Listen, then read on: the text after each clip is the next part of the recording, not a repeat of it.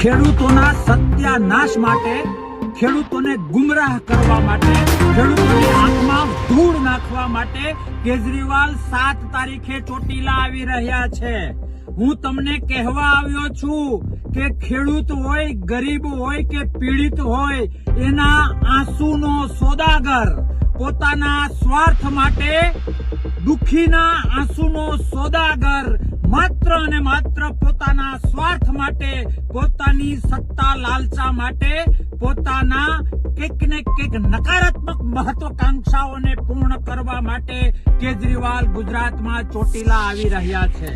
ખેડૂતોનો મુદ્દો હોય, પીડિતોનો મુદ્દો હોય, હરામ છે 1% જો ચિંતા હોય.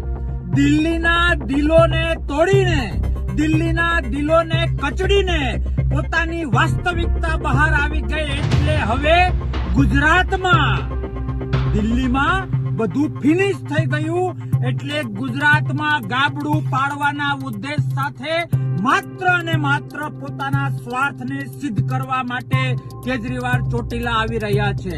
મારે એક એક ખેડૂતને અને એક એક ગુજરાતીને કહેવું છે કે સત્તાના નામે ગુજરાતનો સત્યાનાશ કરવા માટે, અરે